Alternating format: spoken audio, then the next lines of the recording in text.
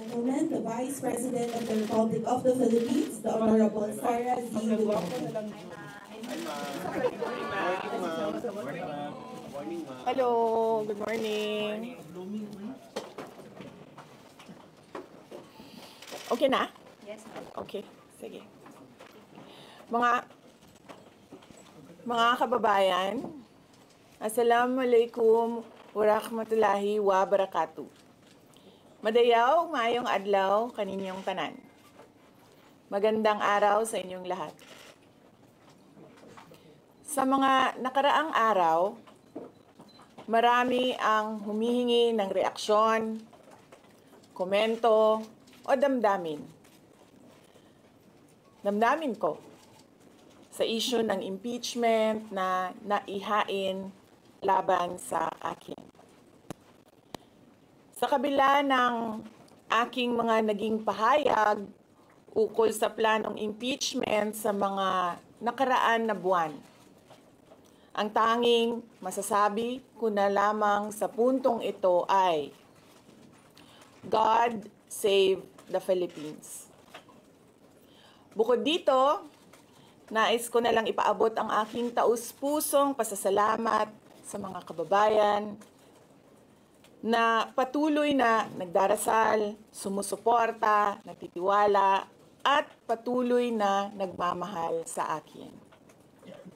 Manalig kayo dahil sa taong bayan ang tagumpay. Syukran. I know, right? Braille. 3 questions, no follow-up. Okay.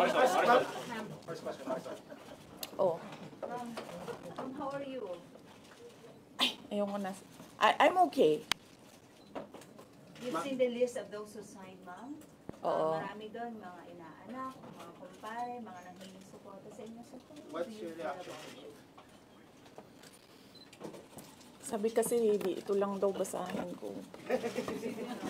Promise 3 lang. Isa na yun. So, ma'am, how are you preparing for this? We've already started preparing the moment Franz Castro announced the impeachment plans, which was November of 2023. So November of 2023, there were already lawyers doing their work for the impeachment. So, Ma'am? we leave it to the lawyers. Ma'am, Resignation is not an option. Resignation is not an option. Wala pa tayo doon, ma'am. Masyado pang malayo yung mga ganyan na mga bagay. Nandun pa lang tayo sa pagbabasa ng... Actually, ma'am, wala pa tayo doon dahil yung mga abogado lang yung nagtatrabaho. Hindi ko talaga alam kung anong ginagawa nila. But I have a meeting with them. Going back to the first question, do you believe the president said he has nothing to do with the impeachment? Do you believe that? I do not want to answer that question. Next. Ma'am, confirm po ba na si dating Pangulo Rodrigo Duterte isa sa mga abogado niyo para sa impeachment? I do not want to answer that question. Yes, ma'am. Nakikita niyo po ba na may hahalin tulad ng sitwasyon ngayon ng bansa sa 1984 ni George Orwell? I do not want to answer that question. Last. Na yung mga kaalyado na hinasuporta, mga inaanak, mga kumpare, kumaris, sila yung mga pumirma sa inyo. Paniwala ko lang, no, if you have to explain or defend your signature in a yes petition for impeachment, then you feel that you have done something wrong. Kasi kung wala ka namang ginawang mali, bakit mo i-defend yung pirma mo? Ma'am? So yun yung paniwala ko. Okay. Ma'am, naniniwala po ba kayo na may gumalaw po for the impeachment? May gumalaw po na parang money involved? I do not want to answer that question. Yes. Ma'am, will you be endorsing senators, lalo na po sa PDP slates, especially that may possibility na mag-overlap yung trial sa next Congress? Hindi pa namin napapag-usapan kung ano yung gagawin ko for the upcoming campaign and election.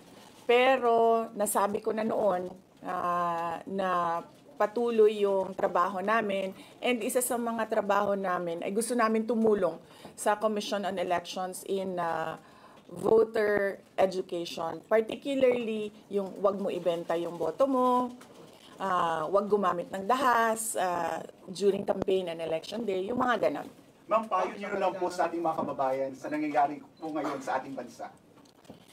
Yes, sabi ko nga kanina sa statement ko sa ating mga kababayan na patuloy na sumusuporta, nagmamahal, nagdarasal, napakahalaga nun, ay manalig lang sila dahil sa taong bayan ang tagumpay. Bibing, anong nag-blooming daw patapos na mo yan? Nganong naa ka diri sa Manila na taga Davao man ka?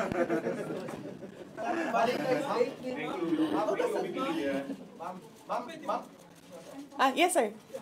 Ma'am, sabi niyo po late last year pa lang nagpe-prepare na kayo para dito. Pwede po i-brief na kung right now po after i-transmit sa Senate, saan na po yung preparation? May legal team na po ba and nasaan na po? Well, may meeting kami mamayang hapon dahil nag-meeting sila kahapon. Hindi ako sumali. So merong briefing, legal briefing mamaya ang mga lawyers. So I will know more this afternoon. Can you name some of the prominent members of your legal team? Pakikita nyo na yan pagpasok nila ng kanilang entry of appearance. Ma'am, tuloy po ang trabaho kahit may pinaghahandaan po kayong impeachment.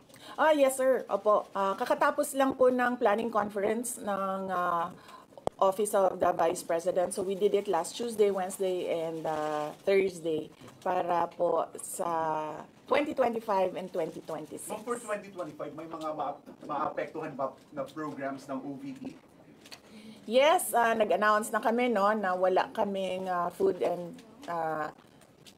wala kaming burial and medical assistance dahil tinanggal yung line na yon sa budget so hindi ka na pwede maglagay ng budget How doon. about the other programs, ma'am? Tutuloy siya.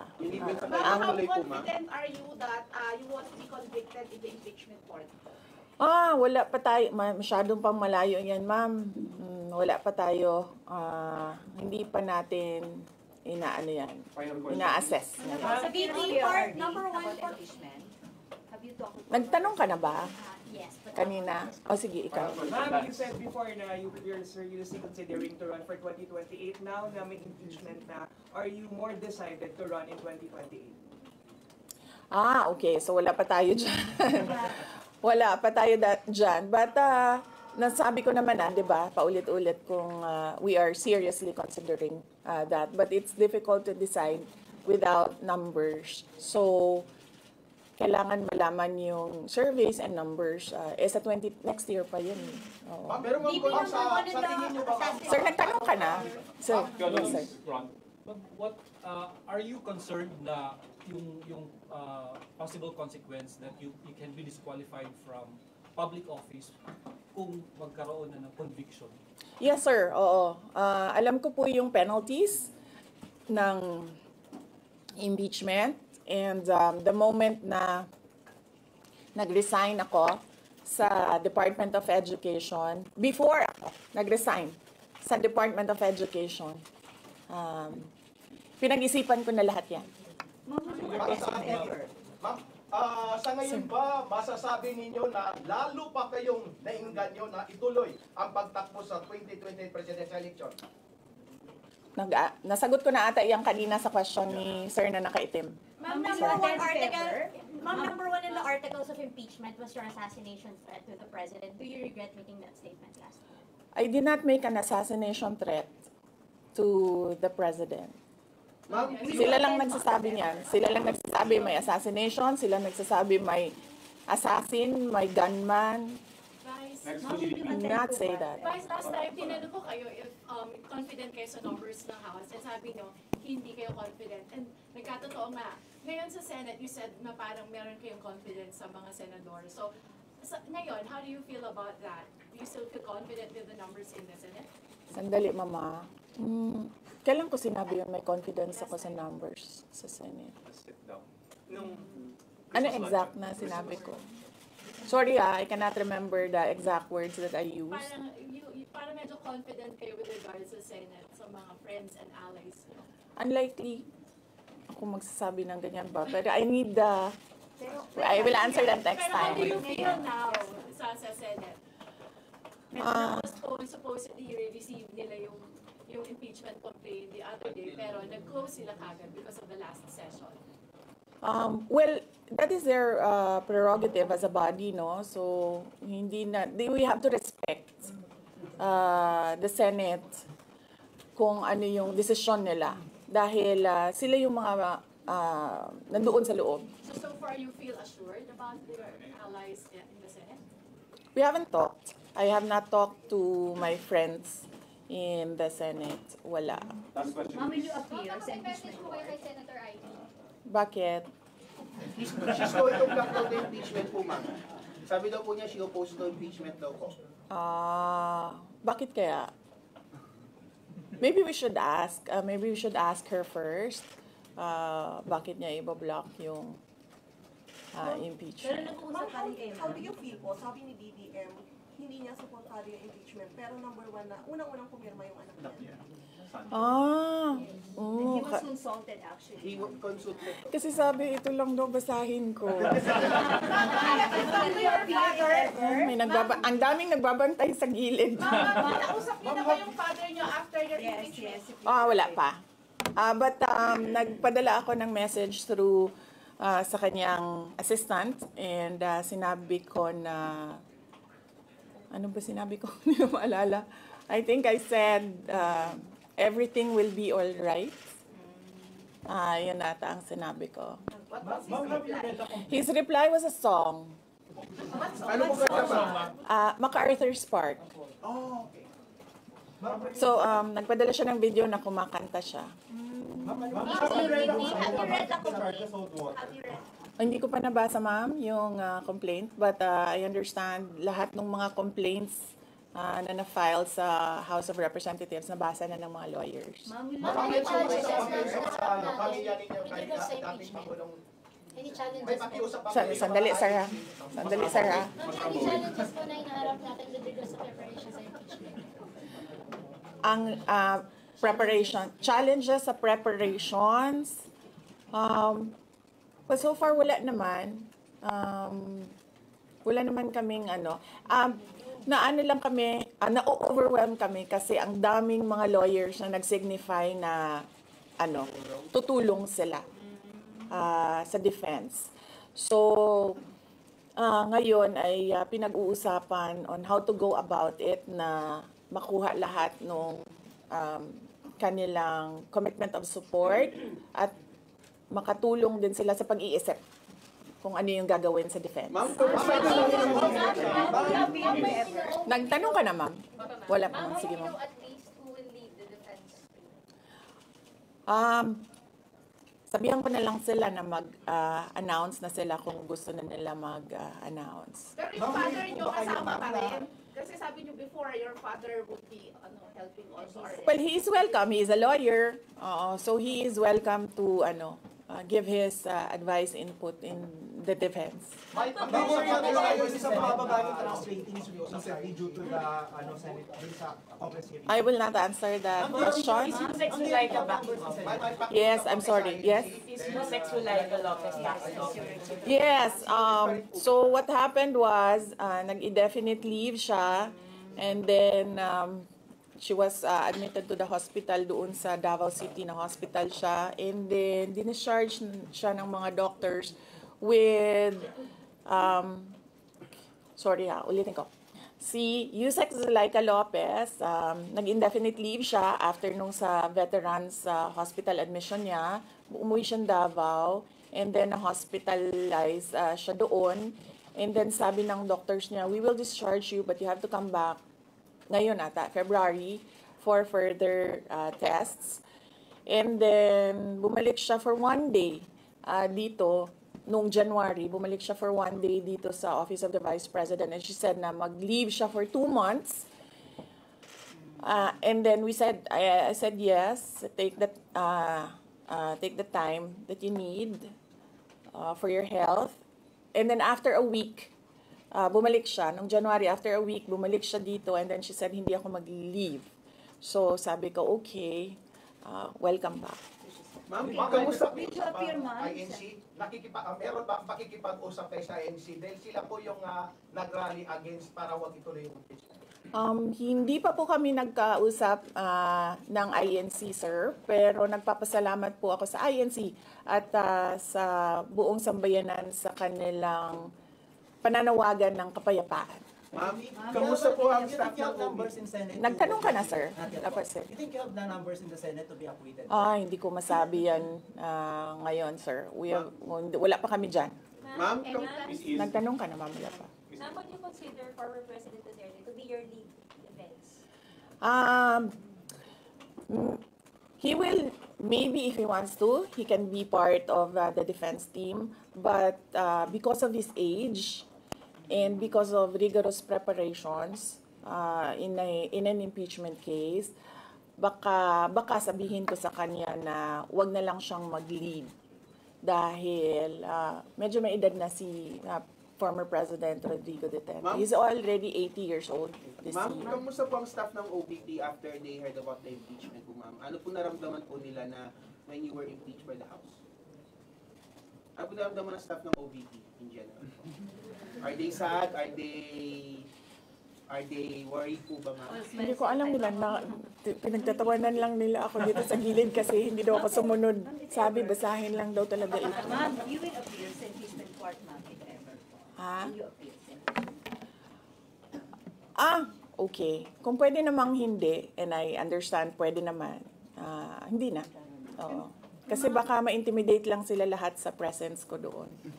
May mga plano po ba kayo para itulak ang pag-audit, lalo na po sa mga kongresista natin na ginagamit ang pera o pondo ng gobyerno para sa black propaganda against you? Hindi ko na muna sagutin yung tanong na yan ngayon, ma'am. Doon muna tayo sa God Save the Philippines. So ma'am, will you dissuade or encourage your supporters in case they would go sa street to rally? Sa panahon ngayon, ma'am, na sobrang mahal ng presyo ng mga bilihin, lalong-lalo na ng pagkain, sasabihin ko sa mga supporters sa taong bayan na unahin muna nila ang trabaho and negosyo nila kesa sa mag-rally sila sa mga daan. Dahil marami o lahat tayo breadwinners. So merong mga bata or merong mga kapamilya na nagdidepende sa atin.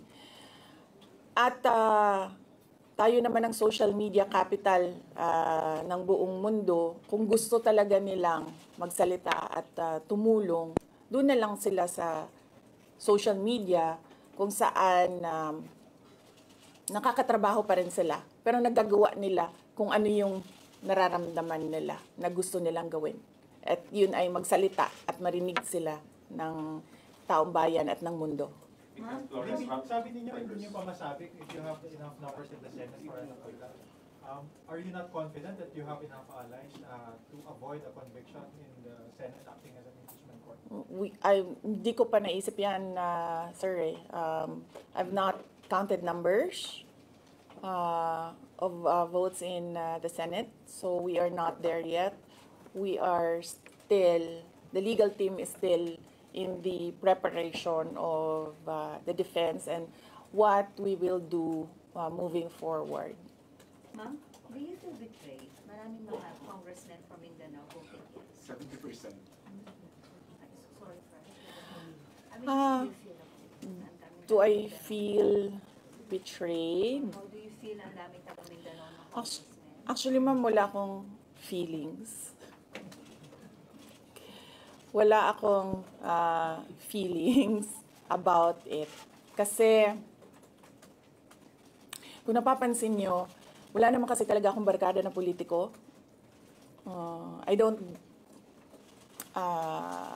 join their circles. But we are friends. Yes. But kung ninong at ninang lang ng mga anak, walang ninong at ninang na politiko ang mga anak ko. Oo. Maliban kay Stonefish, dahil nandoon si former President Erap Estrada. So, I don't move in the circle of politicians.